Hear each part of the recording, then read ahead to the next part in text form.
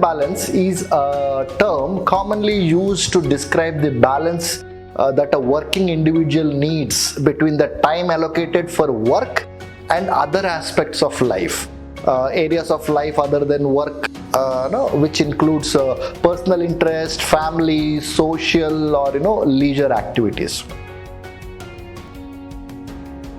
Work-life balance is very important because of the following few benefits it provides. It builds professional and personal relationship due to internal satisfaction. It leads to achieving or an achievement of organizational individual goals, improves levels of efficiency of people, puts human resources into effective actions. It also helps an individual to achieve his personal goals. Motivated individuals will feel job satisfaction, helps in self-development of an individual, and leads to a high morale of an individual. These benefits of work-life employees, how does it work? The following benefits for each employee that works. Employees have a sense of purpose and meaning in their job when it is in balance with their personal life. Employees with work-life balance are interested in their work, or in fact more interested in their work. Employees with work-life balance tend to grow within the organization.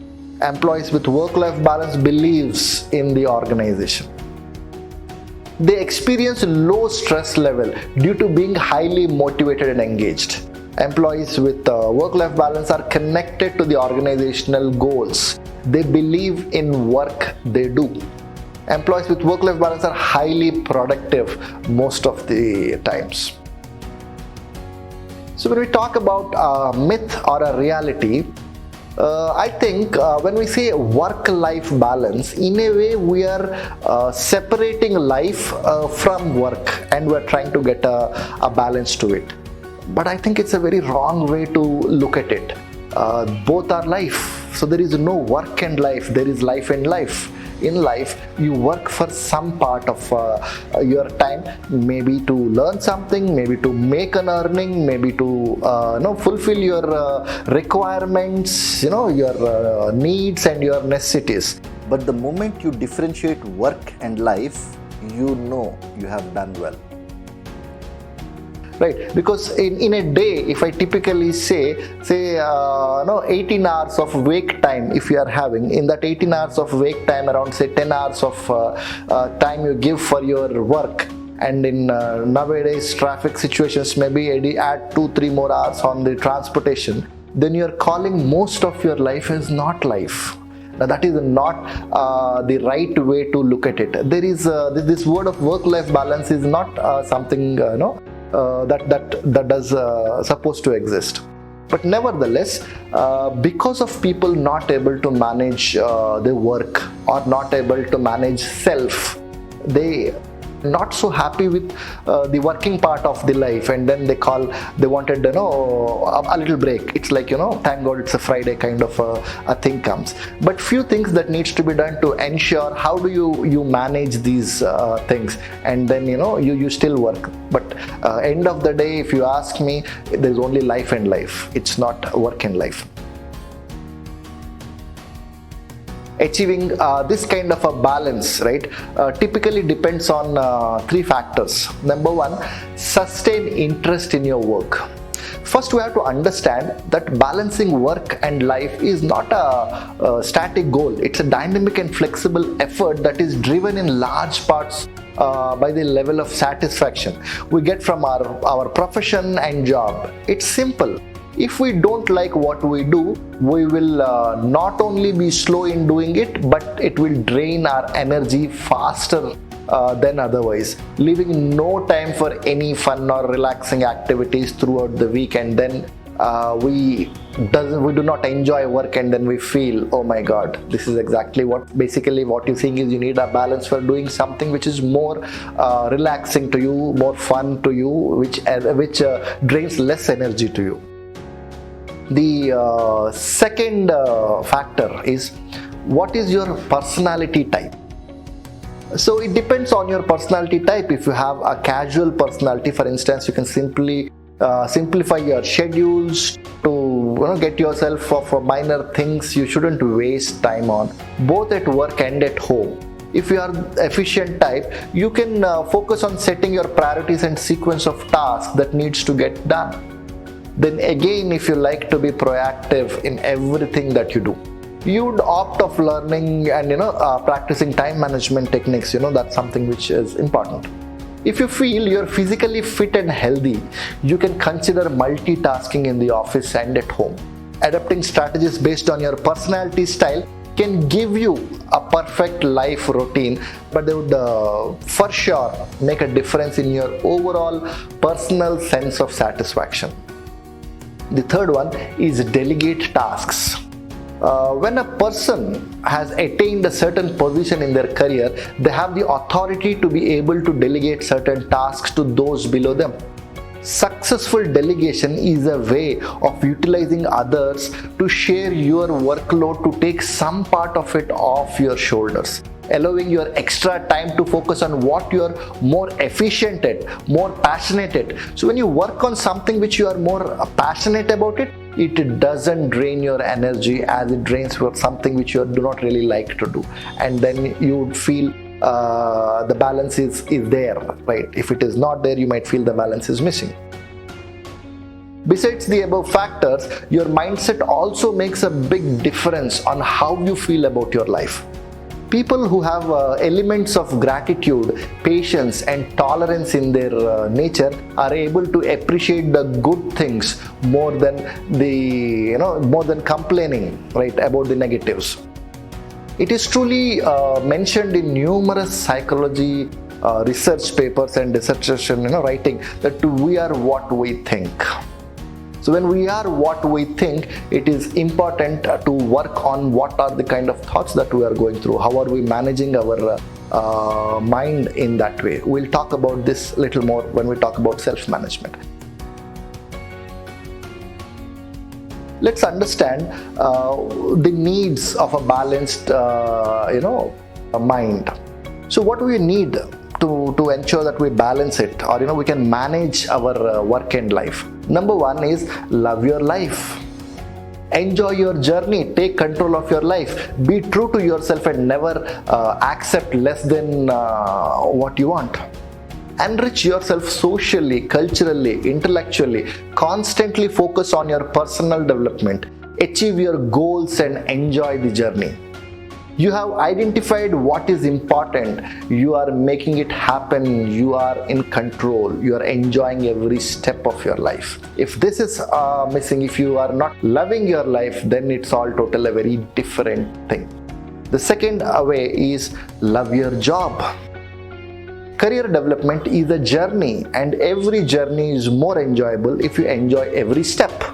Enjoy the tasks, the people, the environment, and the opportunities, the processes in which things happen.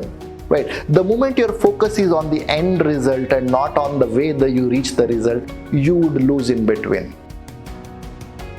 You can also undergo professional training courses, and this will help you enrich knowledge and understanding. And this in return will increase your control, and lastly, you achieve a better balance. So it's very important to enjoy what you do or change what you do.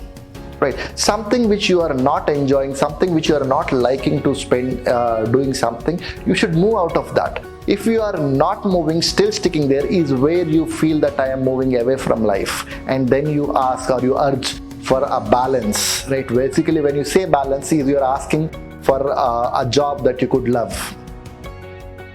Be passionate and enthusiastic. Now this is the third thing. Mix with positive people and don't accept negativity either privately or professionally. See the opportunity and not the obstacles. Always try to see the positive situation of anything. Look harder, look longer and look at it differently. Right, couple of techniques that would help you to do this. First one is called positive self-talk and second one is visualization. We'll talk that in a bit, but it's super critical to be passionate and enthusiastic. When you're working on your passion, then there is nothing called as tiredness, there's nothing called as fatigue, there's nothing called as burnout. There is nothing called as work-life balance then, right? When you are working on your passion, then then you would be in a position to understand that it is just life and life. It's not work and life. So it's talking about 2 techniques, right, that will help you attain the passion and enthusiasm, for your work. Is number 1, positive self-talking. Instead of telling you can't do something, tell yourself you can do it. Say these things like, I'm a good person, I'm valuable, I'm good at what I do, I'm excited about work. There are different ways of self-talk. It's basically you working on yourself, giving on little messages, how positive this could be. This will slowly change, bring in that enthusiasm in you. Visualization, right, which includes determining your end goal, actually seeing, touching, feeling and experiencing the emotion of the goal, right? When you set up a goal, when you want to achieve something, you see that, you visualize that, and you see how do you feel if you have achieved it. The way you work on the goal is very, very different, right? That's something which works wonderfully. So these 2 techniques of positive self-talk and visualization will help you to be passionate and be enthusiastic. The 4th one is stay healthy. It's important to eat well, sleep well and exercise. You need good office desk, you need good chair, good lighting, no fall over cables at home. It is just as valid. It needs to be good and safe and healthy atmosphere is what you need to create. Medical checkups are important. When you're working hard, any of the therapies and checkups are cost effective. Look for that. Always try to stay healthy. Look at focus on the diet, right? Focus on different aspects of your life which ensures that you stay healthy. Staying healthy will ensure that the balance that you're looking for is available. The 5th one is reward yourself. They're important because there's something extra that you have been working towards. So after you have set your goals and achieved them, take the reward. You can choose to reward yourself, be at home or at work, right? Always celebrate your small successes. Something that makes you happy. Reward yourself for the thing that you have done, because you truly and completely deserve it. 6th one is take a holiday, maybe in the long weekends. If you have got good structure in place, good support system, you can find time off. People, when they say that, I do not have time for a weekend, I don't have time for a holiday, it is just bad planning. If you have really wanted to have some place, you want to go someplace, you want to take a holiday, you want to take a long weekend, if you plan well, maybe not immediately, but maybe in a week's time, a month's time, a couple of months' time, you will be in a position to plan it, right? A good planning is required to take that.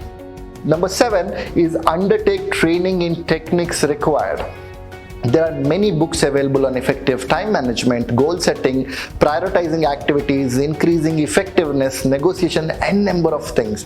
Go for different books, go for different trainings, invest in yourself. When you learn new techniques, how to do something, you will understand how to manage your time, how to manage yourself, and then that leads for a better balanced and managed life. Number 8, practice good time management. Time management is a skill that, as I mentioned a while back, that you need to invest on, right? It means to do the right things in a right way at the right time.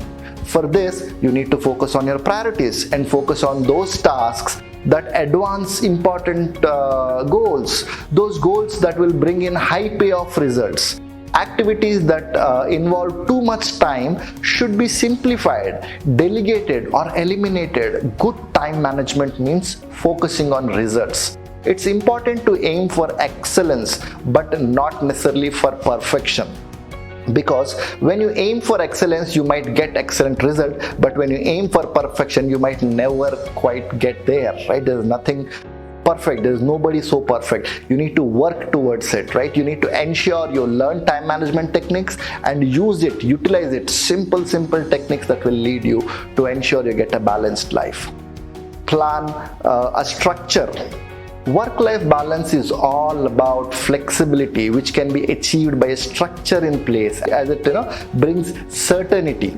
You know what's going to happen and why. That's important. It also includes tools and resources to have flexibility. This includes you being able to work from variety of places in different times of the day effectively. For this, you would need maybe a mobile phone, a laptop, a remote access of internet, flexible hours.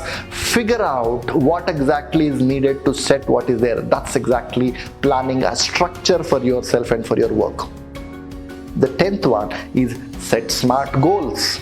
Plan and prioritize your goals smartly, right? We have learnt in many places what exactly is SMART. It stands for specific, M says measurable, A says attainable, R says realistic, and T says timely.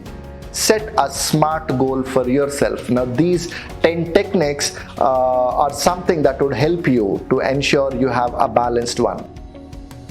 Quickly to recap: love your life. Number 2, love your job.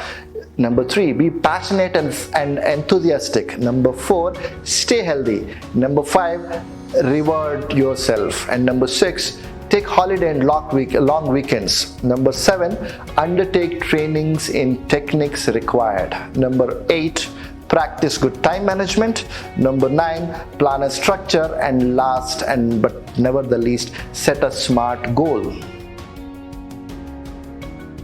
Now when it comes to self-management, right, managing oneself, what exactly is self?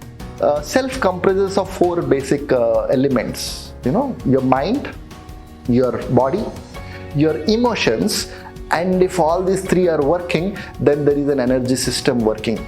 Now the problem is, most of the times we do not really know how to manage these 4 aspects of life. The moment you work towards managing these 4 aspects of life in great detail, you would be in a position to manage yourself well. When I say managing your mind, I'm talking about what is the input that's going through, what are your thought process, right? What is it that we are working on? What is it that we are working on learning new things, right? How are we giving food to thought? What is it that I'm working towards? My mind is something that needs to be thought of. When I say emotion, it's different aspects work there. Emotional intelligence helps to a very different level. How do you understand emotions of yourself and people you are working with? How do you manage with them? So something happy happens, how does it happen? Works within you. Something not happy happening around, how does the system work within you? It is important for you look at your own self and figure out how are these emotions playing role, and how well an emotional intelligence could help there. The third one, when I say body, right, you need to figure out what kind of a food I'm taking, what are my other different habits, or the time I spend on exercise, what am I doing with the body, how much I'm using my body or I'm abusing my body, the not having the correct food at the correct time, or not giving enough rest to the body, or not working to make it flexible, will slowly take you off being flexible from your work, and it leads you to stress and n number of things. It's very, very important when it comes to work-life balance that you manage this self. And the fourth one, I was talking about energy system. If all these 3 things, equipments are working, it means energy plays a vital role. Spend little time, sit in with yourself, think about how things are happening, do a little self-talk, visualize, meditate. All these things will slowly work for you. When we say self-management, these are basic factors, right, that manage, and then if you could work on these things and improvise over there, you will be in a better position to manage self. And if your self is managed, then work and life both are same, right? It's life and life. Work is just part of it, and balance will come automatically over there.